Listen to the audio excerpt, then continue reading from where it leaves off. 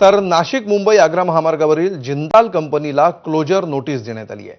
औद्योगिक सुरक्षा विभागाकडून कंपनीला ही नोटीस बजावण्यात आली आहे। कंपनीला लागलेल्या आगीची सखोल चौकशी होणार आहे। 60 तासांपेक्षा अधिक वेळ ही आग धुमसत होती।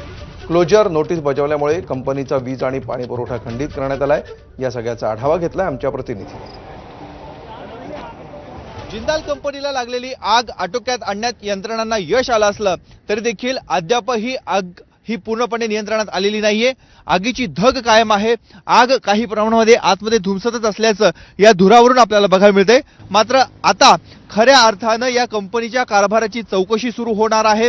चौकशीचा ससेमिरा या कंपनीच्या कारभारामागे लागलेला आहे, कारण प्रदूषण नियंत्रण मंडळ, औद्योगिक सुरक्षा आणि आरोग्य विभाग यासह वेगवेगळ्या यंत्रणांच्या माध्यमातून आता कंपनीला नोटीस पाठवण्यात आलेली आहे। क्लोजर नोटीस पाठवण्यात आलेली आहे।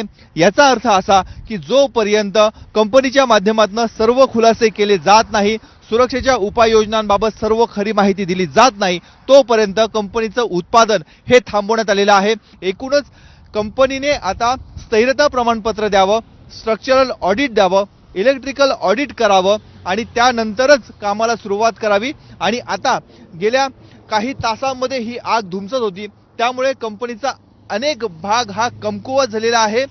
त्याचं एक तर नूतनीकरण करावं किंवा तो पाडून पुन्हा नव्याने बांधावा आणि त्यानंतरच पुन्हा उत्पादनाला सुरुवात करावी, अशा स्वरूपाच्या नोटीस या देण्यात आलेल्या आहे।